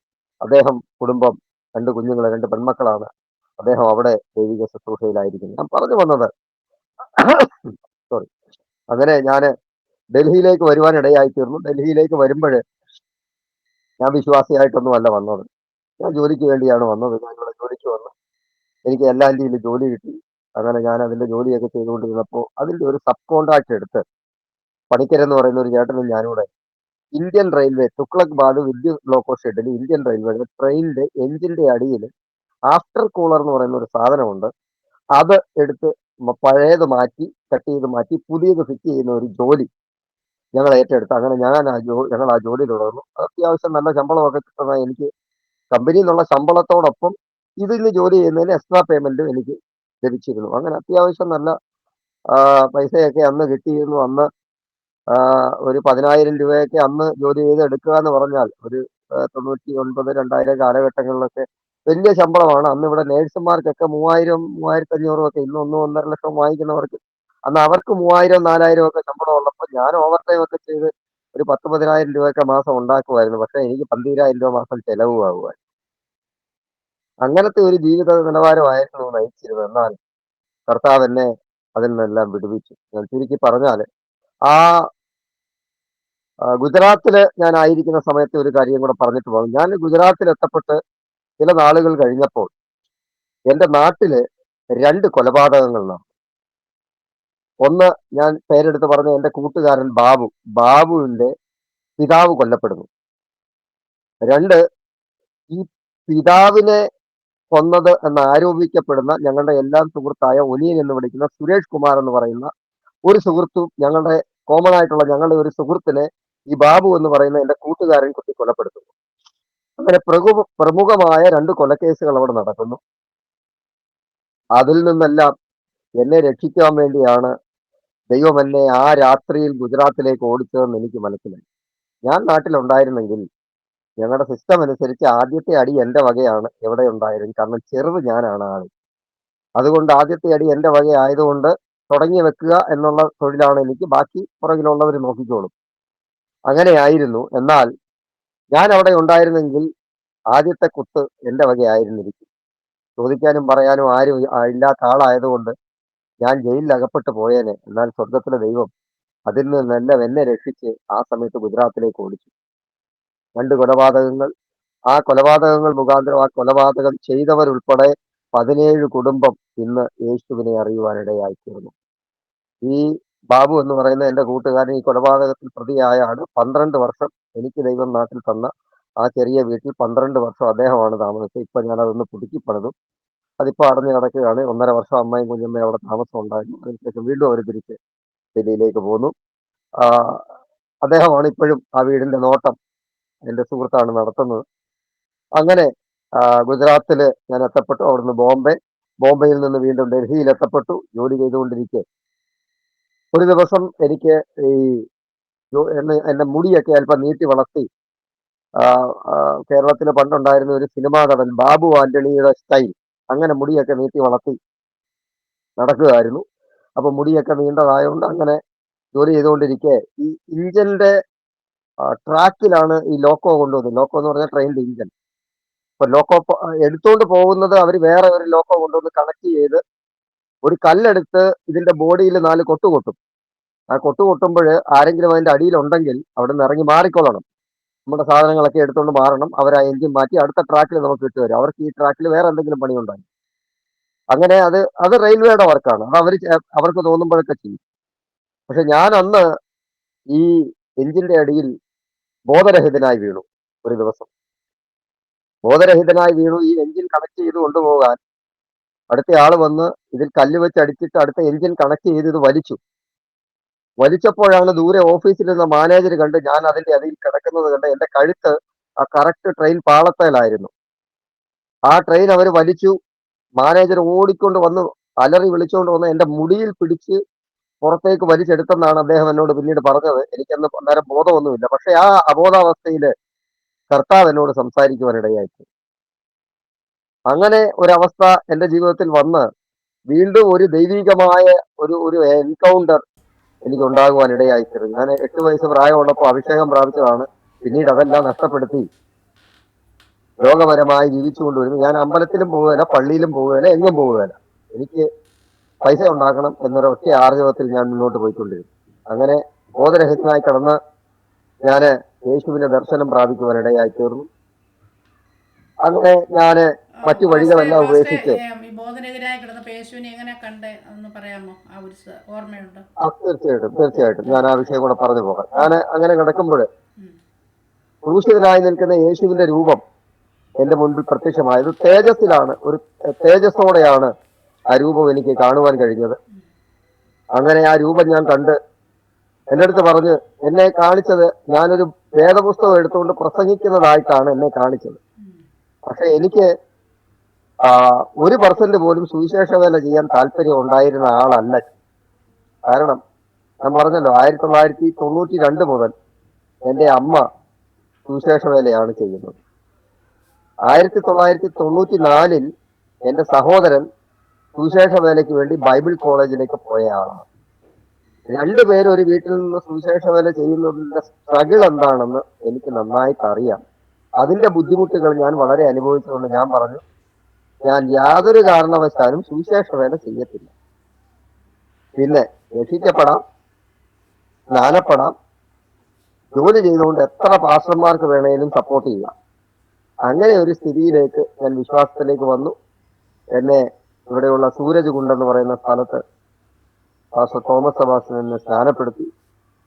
തുടർന്ന് ഞാൻ ജോലിക്ക് പൊയ്ക്കൊണ്ടിരുന്നു. ഒരു ദിവസം എനിക്ക് ദൈവവചനം പഠിക്കണമെന്ന് ദൈവം എന്നെ സുവിശേഷ വേലയിലേക്ക് ഇറങ്ങേണ്ടതിന് ദൈവം എന്നെ ഉദ്ദണ്ഡിപ്പിച്ചു, എന്നോട് സംസാരിച്ചു. ഞാൻ മരണകരമായ രോഗത്തിൽ ആ ബോധരഹിതനായ അന്ന് തന്നെ തിരിച്ച് വീട്ടിൽ വന്നപ്പോൾ ഞാൻ വളരെ മാരകമായ അസുഖങ്ങളോടെയാണ് വീട്ടിൽ വന്നത്. ഒന്നും എനിക്കറിയത്തില്ലായിരുന്നു.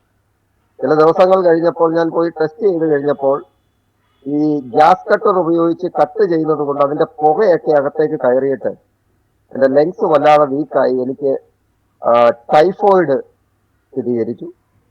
നോക്കിയപ്പം കൂടെ മലേറിയയും പിടിപെട്ടിട്ടുണ്ട്. കൊതുക് നന്നായിട്ട് കടിക്കുന്നത് കൊണ്ട് നമുക്ക് കൊതുകടി ഒന്നും വിഷയമല്ലായിരുന്നു, അങ്ങനത്തെ ജീവിത രീതി ആയതുകൊണ്ട്.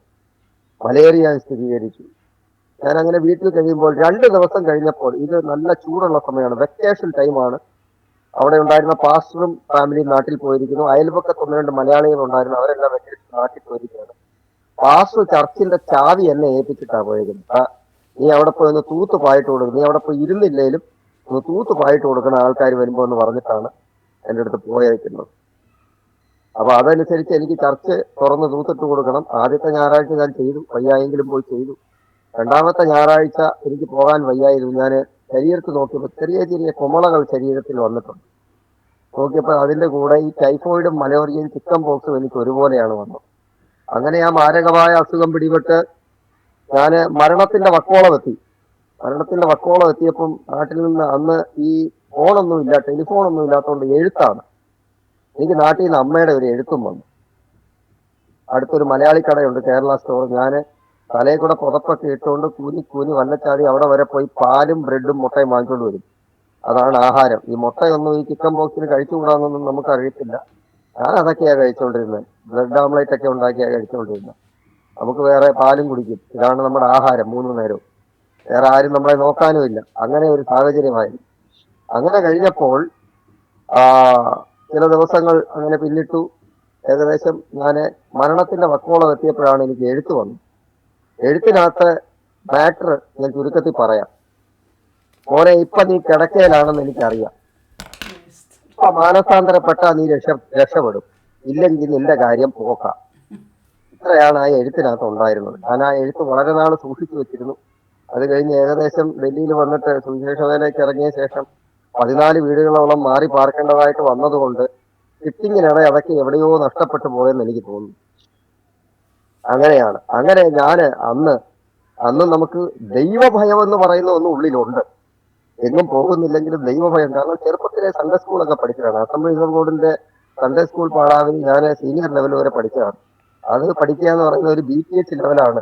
അപ്പൊ നമുക്ക് ഈ പാസ്റ്റർമാരൊക്കെ എൻ്റെ അടുത്ത് തർക്കിക്കാൻ വന്നാൽ ഞാൻ ഈ വചനം കൊണ്ട് തന്നെ അവരോട് തർക്കിക്കുവായിരുന്നു. കാരണം നമുക്ക് വചനവും ചരിത്രവും എല്ലാം സൺഡേ സ്കൂളിൽ പഠിച്ച നല്ല അറിവാണ്. അപ്പൊ അതുകൊണ്ട് ഞാൻ അവരോട് തർക്കിക്കും. അവർക്കാർക്കും എന്നെ ജയിക്കാൻ കഴിഞ്ഞിരുന്നില്ല അന്ന്. സ്തോത്രം. അതിന്റെ കാരണം ഇതാണ്. അങ്ങനെ നമുക്കിതെല്ലാം അറിയാവുന്നത് കൊണ്ടും ഞാൻ ദൈവത്തോട് അന്ന് ദൈവസന്നിധിയിൽ സമർപ്പിച്ചു. കാരണം മരണത്തെ പേടിയാ, ഇപ്പൊ ഇല്ല. അന്ന് മരിക്കാൻ പേടിയാ. കാരണം മരിക്കാൻ നരകത്തിൽ പോകുമെന്ന് നല്ല ഉറപ്പാ അന്ന്.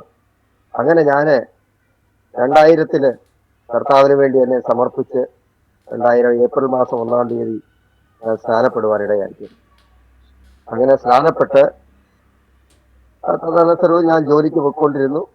പിന്നീട് ചില നാളുകൾ കഴിഞ്ഞപ്പോൾ ദൈവാത്മാവ് എന്നോട് സുവിശേഷ വേലയ്ക്ക് ഇറങ്ങണമെന്ന് വല്ലാതെ പ്രേരിപ്പിക്കുകയും അതിനൊന്ന് ഞാൻ ദൈവദാസനോട് പറഞ്ഞു, മാസ്റ്റർ ഞാൻ നാട്ടിൽ പോവുകയാണ്, എനിക്ക് ബൈബിൾ കോളേജിൽ പഠിക്കണം. അങ്ങനെ പറഞ്ഞത് എനിക്ക് ഇവിടെ പഠിച്ചാൽ എന്താ കുഴപ്പം? ഞാൻ പറഞ്ഞു എനിക്ക് ഈ മലയാളവും ഈ തെറി വിളിച്ചുകൊണ്ടുള്ള ഹിന്ദിയും അല്ലാതെ വേറൊന്നും എനിക്കറിയത്തില്ല. എനിക്കധികം വിദ്യാഭ്യാസമില്ല. ഞാൻ 10-ാം ക്ലാസ് ITI പഠിച്ചവനാണ്. എനിക്ക് അതിൽ കൂടുതൽ വിദ്യാഭ്യാസം ഒന്നുമില്ല. അതുകൊണ്ട് അതും ഈ ITI എന്ന് പറയുന്നത് ITC, അലൂമിനിയം ഫാബ്രിക്കേഷൻ, അതാ പഠിച്ചത്. അപ്പൊ അതിൽ കൂടുതൽ വിദ്യാഭ്യാസം എനിക്ക് ഇംഗ്ലീഷ് ഒന്നും മനസ്സിലാകത്തില്ല. അതുകൊണ്ട് ഞാൻ നാട്ടിൽ പോവാ. അദ്ദേഹം എന്നോട് പറഞ്ഞു, നാട്ടിലൊന്നും പോണ്ട, ഇവിടെയുള്ള ഒരു ബൈബിൾ കോളേജ് ഞാൻ നിന്നെ കൊണ്ടാക്കാം, നീ ഒന്ന് പോയി നോക്ക്, ശരിയാകുമെന്നു. അങ്ങനെ ഇവിടെ നോയിഡയിലുള്ള ഡോക്ടർ വർഗീസ് തോമസ് അവറുകളുടെ eastern theological institute and seminary എന്ന് പറയുന്ന കോളേജിൽ എന്നെ പഠനത്തിന് കൊണ്ടാക്കി. 1.5 ആഴ്ച പഠിച്ചുകൊണ്ടിരുന്നപ്പോൾ എനിക്ക് മനസ്സിലായി ഇതെല്ലാം നമ്മുടെ തലയുടെ മുകളിൽ കൂടെ പോകുന്ന ഈസും വാസമാണ്. നമുക്ക് ഈ ABCD എന്ന 26 അക്ഷരമുണ്ട് എന്നുള്ളതല്ലാതെ ഈ ഈസും വാസം കൂട്ടിച്ചേർത്ത് ഈ 26 അക്ഷരം കൂട്ടിച്ചേർത്ത് പറയുന്ന വാക്കുകളൊന്നും നമുക്കറിയത്തില്ല. അതിനകത്ത് ഈസും വാസും ആസ്വല്ലാസും ഒക്കെ സ്കൂളിൽ ഗ്രാമർ പഠിപ്പിച്ചപ്പം ഇങ്ങനെ പഠിപ്പിച്ചുകൊണ്ട് കുറച്ച് കാര്യങ്ങളൊക്കെ ഇങ്ങനെ ഗ്രാമറിന്റെ മാത്രം, ഗ്രാമർ എനിക്ക് ഇഷ്ടമുള്ള ഒരു സബ്ജക്റ്റ് ആയതുകൊണ്ട് ഈ ഗ്രാമർ എല്ലാ ഭാഷയുടെയും ഞാൻ ചൊവ്വ അങ്ങ് പഠിച്ചു. അപ്പൊ അതുകൊണ്ട് അത് അല്പം വശമുണ്ട്.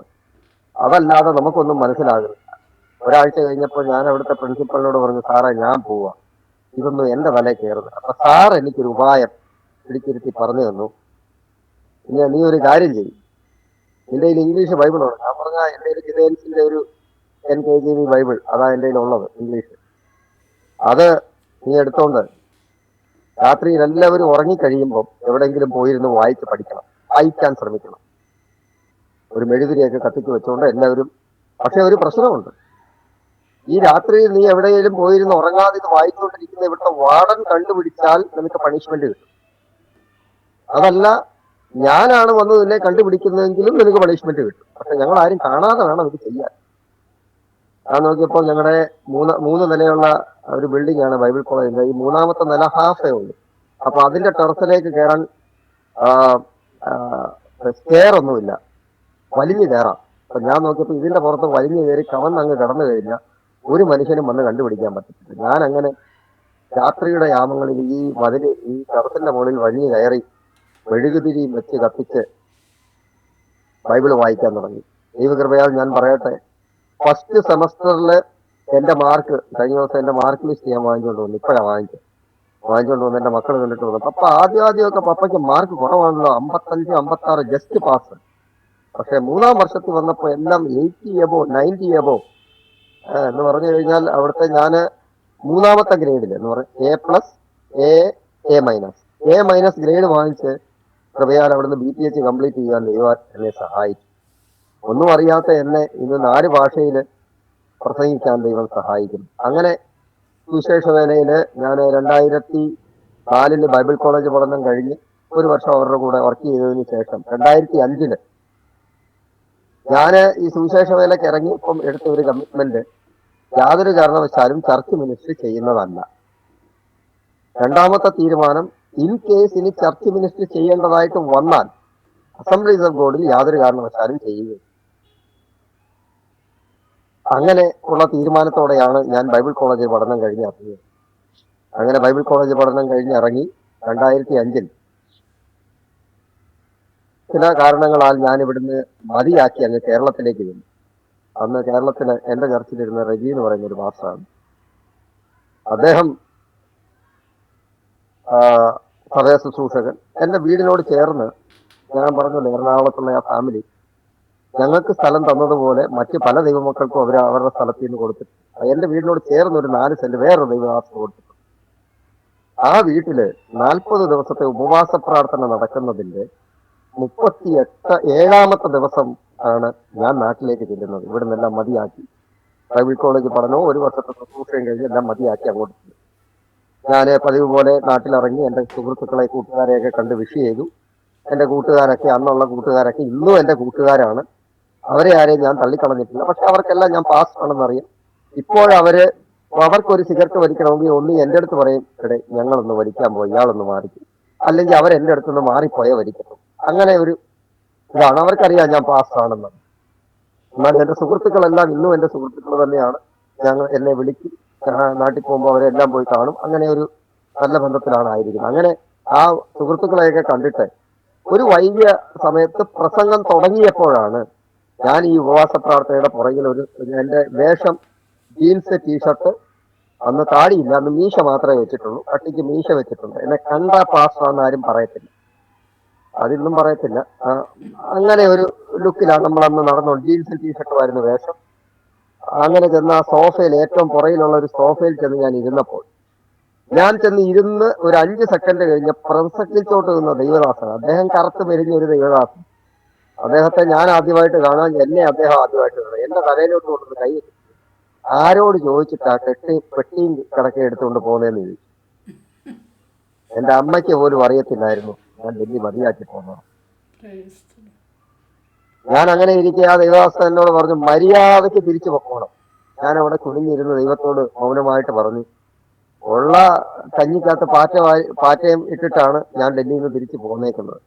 ഇനി തിരിച്ചു ചെല്ലണമെങ്കിൽ വഴി ദൈവം തരണം.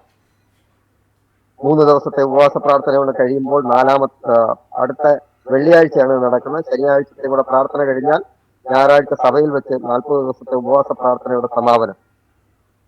ഉപവാസ പ്രാർത്ഥനയുടെ സമാപനം നടക്കുമ്പോൾ ചർച്ചിൽ ഊണൊക്കെ ഉണ്ട്. അവിടെ ചെന്നു. ഊണൊക്കെ കഴിഞ്ഞ് ഞാനിങ്ങനെ ആൾക്കാർക്ക് ഫുഡൊക്കെ വിളമ്പി കൊടുത്ത്, നമ്മൾ ഡൽഹിയിൽ നിന്ന് വന്നല്ലേ, അപ്പൊ എല്ലാവരെയും നമ്മൾ ചർച്ചുകാരെ എല്ലാം സന്തോഷിപ്പിച്ച് ഇങ്ങനെ ഫുഡൊക്കെ വിളമ്പി കൊടുത്ത് അവസാനം ഞാൻ കഴിക്കാൻ നേരം പാസ്റ്ററിനോട് പറഞ്ഞു, നീ ഇപ്പൊ ഇരിക്കരുത്. പാസ്റ്ററിനോട് പറഞ്ഞു. എന്നിട്ട് അമ്മയോട് പറഞ്ഞു, സഹോദരി അടുത്ത ബസ് വരുമ്പം കയറി പൊക്കൂ, ഞാൻ കൊണ്ടുവിട്ടേക്കാം, ബൈക്കെ കൊണ്ടുവിട്ടേക്കാം അങ്ങോട്ട്, ഞാൻ അതുവഴിയാ പോകുന്നത്, ഞാൻ കൊണ്ടുവിട്ടേക്കാമെന്ന് പറഞ്ഞു. എന്നിട്ട് എൻ്റെ അടുത്ത് അദ്ദേഹം ഒരു ചോദ്യം, നീ ആരോട് വഴക്കുണ്ടാക്കിയിട്ടാ ഇങ്ങോട്ട് പോകുന്നു? എൻ്റെ ഉള്ളു വീണ്ടും ഒന്ന് പിടഞ്ഞു. എന്നിട്ട് അദ്ദേഹം ഒരു ഫോൺ നമ്പർ എനിക്ക് കുറിച്ച് തന്നിട്ട് പറഞ്ഞു, ഇന്ന് തന്നെ ഈ നമ്പറിൽ വിളിക്കണം, ഡൽഹിയിൽ നിനക്കൊരു ചർച്ച കിട്ടും, മര്യാദയ്ക്ക് തിരിച്ചു പൊക്കോണം, ഇതാണ് വാക്ക്. അങ്ങനെ 2005 ഏപ്രിൽ മാസം 1-ാം തീയതി ഞാൻ ഇവിടെ ഈ ചർച്ചിൽ വന്ന്, ഒരു മലയാളം സഭയായിരുന്നു, ഇവിടെ വന്ന് ചാർജ് എടുത്തു. അന്ന് 3 ഫാമിലീസ് ഇവിടെ ഉണ്ട്, ഏകദേശം ഒരു 5-6 പേര് കൂടി വരാനുണ്ട്. അങ്ങനെ ഒരു സഭ. ആ സഭയിൽ ഇന്ന് ഞങ്ങൾ ഹിന്ദി ആരാധനയാണ് നടത്തുന്നത്. മലയാളികളും ഉണ്ട്, ഹിന്ദിക്കാരായിട്ടുള്ള ചിലരും കടന്നു വരുന്നുണ്ട്. അങ്ങനെ ഒരു ആരാധന നടത്തി അസംബ്ലീസോടുമായിട്ടുള്ള ബന്ധത്തിൽ ഇവിടെ ഇന്ന് നടന്നു പോകുന്നു. അങ്ങനെ ഇരിക്കെ 2007 ഞാൻ സഭാ ചാർജ് 2005 എടുക്കുമ്പോൾ എൻ്റെ വിവാഹം നടന്നു. വിവാഹം നടക്കാത്തത് കൊണ്ട് എപ്പോഴും എന്നോട് എല്ലാവരും ചോദിക്കും, പാസ്റ്റർ എപ്പോഴാ കല്യാണം കഴിക്കുന്നത്, എപ്പോഴാ കല്യാണം. അപ്പൊ എനിക്ക് ഈ ടെക്നിക്കൽ ബുദ്ധി ഇച്ചിരി തന്നിട്ടുള്ളതുകൊണ്ട് ആ ടെക്നിക്കൽ ബുദ്ധി ഞാൻ ഉപയോഗിച്ചിട്ട് ഈ 2005 ഞാൻ അമ്മയെ നാട്ടിൽ നിന്ന് കൊണ്ടു.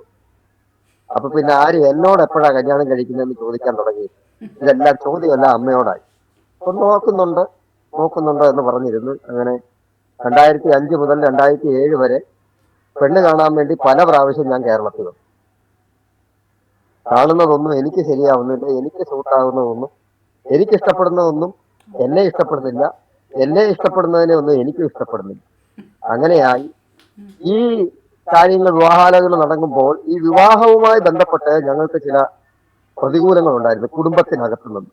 കാരണം ഞങ്ങൾ മാത്രമേ ഈ വിശ്വാസത്തിലേക്ക് വന്നിട്ടുള്ളത് കൊണ്ട് ഞങ്ങളുടെ അടുത്ത് അന്ന് പറഞ്ഞ് ഇറക്കി വിട്ടത്, നിങ്ങൾക്കൊക്കെ കീഴ്ജാതിയിൽപ്പെട്ടവരെ മാത്രമേ നിങ്ങൾക്ക് പെൺപിള്ളാരെ കിട്ടത്തുള്ളൂ, അങ്ങനെയുള്ളവരായി വെന്തിക്കോസിൽ പോന്നേ എന്നൊക്കെ പറഞ്ഞ് ഞങ്ങളെ ആക്ഷേപിച്ചിരുന്നു. അപ്പോൾ ഞങ്ങൾക്കൊരു വൈരാഗ്യം പോലെ ഉണ്ടായിരുന്നു. സെയിം ജാതിയിൽപ്പെട്ട ആൾക്കാരെ വിവാഹം കഴിക്കുകയുള്ളൂ എന്ന ഒരു തീരുമാനം അന്നുണ്ടായി. അതിനുവേണ്ടി പ്രാർത്ഥിക്കാൻ തുടങ്ങി. കൃപയാൽ എൻ്റെ ജ്യേഷ്ഠനും എനിക്കും ഞങ്ങളുടെ സെയിം ആ കാസ്റ്റിൽ നിന്ന് യേശുവിനെ അറിഞ്ഞു വന്ന ജീവിത പങ്കാളികളെ ദൈവം ഒരുക്കി. എൻ്റെ വൈഫിന്റെ പേര് രാധാമണി എന്നാണ്. അവരുടെ സ്ഥലം കൊല്ലം ജില്ലയിലെ മൺട്രോത്തുരുത്ത് എന്ന് പറയുന്ന സ്ഥലത്താണ് അവരുടെ സ്ഥലം. അവിടെ ഉള്ള ചർച്ചകോട് സഭയിലെ വിശ്വാസിയാണ് അദ്ദേഹം. അങ്ങനെ 2007 പെണ്ണ് ആലോചിച്ചുകൊണ്ടിരുന്ന് ഇവിടെ ഉണ്ടായിരുന്ന ഞങ്ങളുടെ ഒരു സുഹൃത്തായിരിക്കുന്ന ഒരു വിശ്വാസി, ഒരു അച്ചായനും ഡൽഹിയിൽ നിന്ന് ദ്വാരക എന്ന് പറയുന്ന സ്ഥലത്തേക്ക്, അന്ന് ഈ ഡൽഹിയിലെ DDA ഫ്ലാറ്റിന്റെ ലക്കി ഡ്രോ ഒക്കെ ഉണ്ട്, അങ്ങനെ 2007 ലക്കി ഡ്രോയില് ഈ തോമസ് എന്ന് പറയുന്ന അച്ചാന് ദ്വാരകയില് ലക്കി ഡ്രോയിൽ ഒരു വീട് ലഭിച്ചു. അങ്ങനെ അദ്ദേഹം അതിനടുത്തുള്ള ഉത്തം നഗർ ഹസ്താൽ എന്ന് പറയുന്ന സ്ഥലത്തേക്ക് പോയി താമസം ആരംഭിച്ചു. അപ്പോൾ ദ്വാരകയിലുള്ള IPCയുടെ ചർച്ചില് അദ്ദേഹം താമസിക്കാൻ വേണ്ടി ആരാധിക്കാൻ വേണ്ടി കടന്നുപോയി. അന്ന് ആ സഭയില് അവിടെ ഒരു വിശ്വാസിയേ ഉള്ളൂ, അത് ഇന്ന് എന്റെ ഭാര്യയായിരിക്കുന്നയാളാണ്. അദ്ദേഹം അവിടെ ആരാധനയ്ക്ക് വേണ്ടി ചെന്ന് ആദ്യത്തെ സൺഡേ എന്റെ ഭാര്യയായിരിക്കുന്ന രാധാമണിയെ കണ്ടിട്ട് ഇവർ രണ്ടുപേരും താമസിക്കുന്നത് അടുത്തടുത്തായതുകൊണ്ട് അദ്ദേഹത്തിന് അന്നൊരു കാറുണ്ട്. ആ കാറിൽ തിരിച്ചു കൊണ്ട് വിട്ടപ്പോൾ കാര്യങ്ങളൊക്കെ ചോദിച്ചു, വിവാഹം കഴിഞ്ഞാണോ എന്നൊക്കെ ചോദിച്ചു. അല്ല, ഏത് ബാക്ക്ഗ്രൗണ്ടാണ്, ഇന്ന ബാക്ക്ഗ്രൗണ്ടാണെന്നൊക്കെ പറഞ്ഞ് അങ്ങനെ വന്നപ്പോൾ പറഞ്ഞു, എനിക്കറിയാവുന്ന ഒരു SNDP മാർഗത്തിൽ നിന്ന് വിശ്വാസി വന്ന ഒരു ദൈവദാസനുണ്ട് എന്ന് പറഞ്ഞു. അങ്ങനെയൊക്കെ പറഞ്ഞു. എന്നിട്ട് എന്നെ വിളിച്ചിട്ട് പറഞ്ഞു, അജീഷ് പാസ്റ്റർക്ക് പറ്റിയ ഒരു പെൺകുട്ടിയെ ഞാൻ കണ്ടെത്തിയിട്ടുണ്ട്, വന്ന് കല്യാണം കഴിച്ചുകൊണ്ട് പോകും, ഇങ്ങനെ എൻ്റെ അടുത്ത് പറഞ്ഞു. അങ്ങനെ കൃപയാൽ ഞാനും എൻ്റെ ചർച്ചിലുള്ള ഒരു സഹോദരനും ഫാമിലിയും കൂടി ഞങ്ങൾ പെണ്ണ് കാണാൻ പോയി. പെണ്ണ് കാണാൻ പോയപ്പോഴും അന്ന് എന്നെ കാണാൻ വലിയ ലുക്കൊന്നുമില്ല, കാരണം എൻ്റെ കവളൊക്കെ ഒട്ടി വല്ലാത്തൊരു കൊല, നല്ല മെലിഞ്ഞതായിരുന്നു ഞാൻ. ഇപ്പോഴാണ് പാൻറിന്റെ സൈസൊക്കെ ഒരു 32 ആയത്. അന്ന് 26 പാൻറിന്റെ സൈസ്, അതുപോലെ മെലിഞ്ഞതാ. അപ്പൊ അങ്ങനെയുള്ള ഒരാളെ പെട്ടെന്ന് ആരും ഇഷ്ടപ്പെടത്തൊന്നുമില്ല. എന്നാലും കൃപയാൽ 2007 പോയി പെണ്ണ് കണ്ട് 2007 തന്നെ ഞങ്ങളുടെ വിവാഹം നടക്കാനിടയായി തീർന്നു. ഒക്ടോബർ മാസം 18 കൃപയാൽ ഞങ്ങളുടെ വിവാഹം കേരളത്തിൽ വെച്ച് നടക്കാനിടയായി തീർന്നു. ദൈവം ദാനമായിട്ട് 2 കുഞ്ഞുങ്ങളെ നൽകി. കൃപയാൽ ഇന്ന് വരെയും ദൈവം നടത്തി അത്ഭുതകരമായിട്ട് ഞങ്ങളെ കൊണ്ടുവന്ന്. എനിക്ക് ഹല്ലേലൂയ 2 പട്ടണത്തിൽ കൊണ്ടുവന്ന് അനുഗ്രഹിക്കാമെന്നൊരു വാക്ക് ഞാൻ ഇതിനു മുമ്പ് പറഞ്ഞിരുന്നു. 2 പട്ടണത്തിലും ഞങ്ങളെ 2 പേരെയും ദൈവം അനുഗ്രഹിച്ച് നിലനിർത്തിയിരിക്കുന്നു. ഞാൻ എൻ്റെ ജീവിതത്തിൽ ഇന്ന് വരെയും ഞാൻ പ്രതീക്ഷിക്കാത്ത കാര്യങ്ങളിലൂടെ ദൈവം എന്നെ നടത്തും.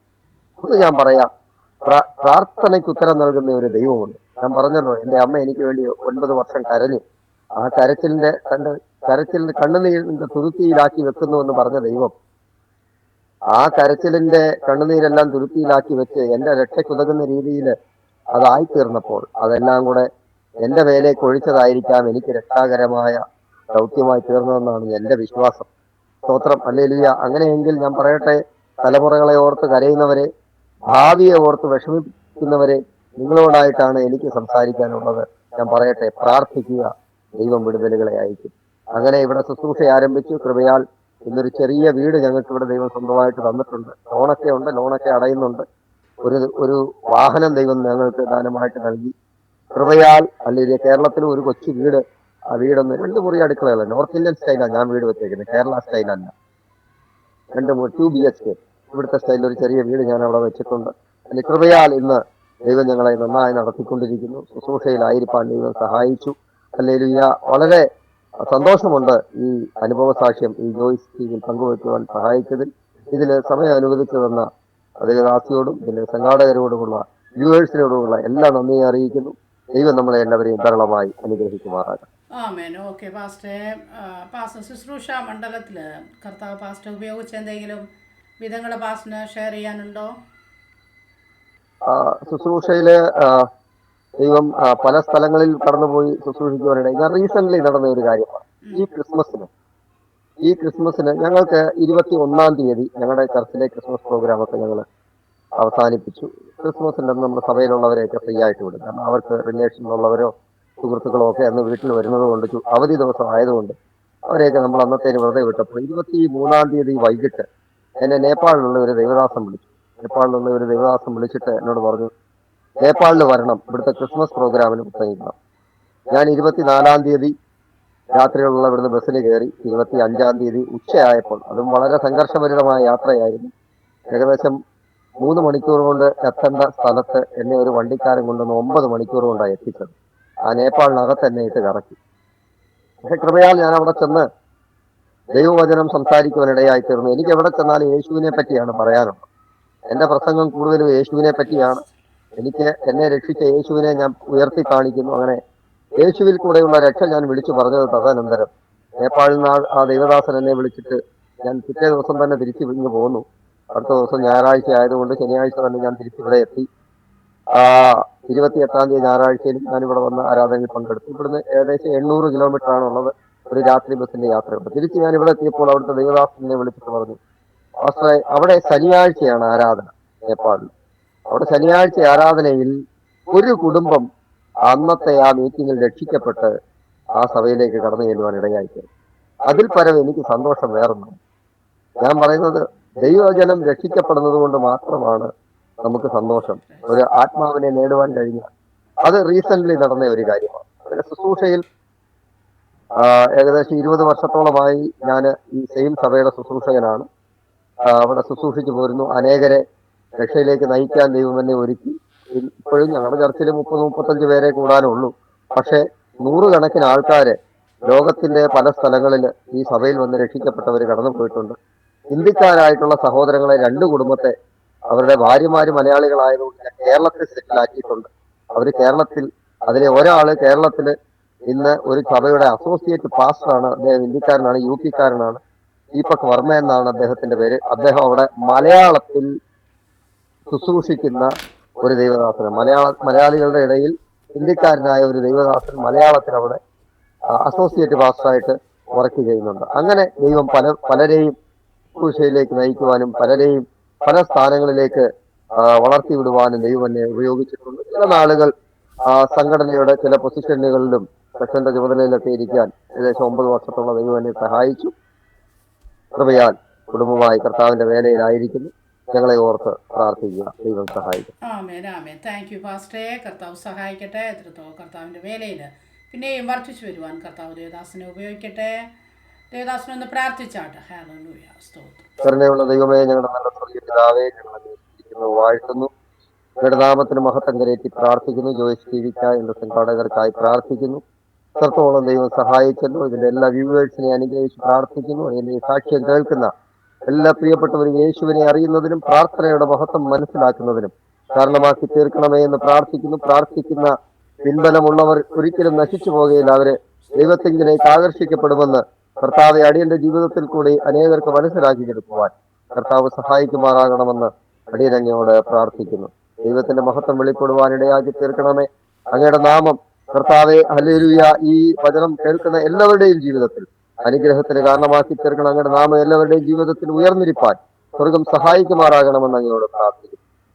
നന്മയ്ക്കായി ചെയ്യണം. ഞങ്ങളുടെ വരവിന് വേണ്ടി ഞങ്ങളെ ഒരുക്കി പ്രത്യാശയിൽ ഞങ്ങളെ നിലനിർത്തും. ഏകപരുന്ന യേശു ക്രിസ്തുവിന്റെ ധന്യനാമത്തിൽ അപേക്ഷിക്കുമ്പോൾ ദൈവം ഉണ്ടായി കേൾക്കണമേ. സ്വർഗസ്ഥനായ നല്ല പിതാവേ, ആമേൻ.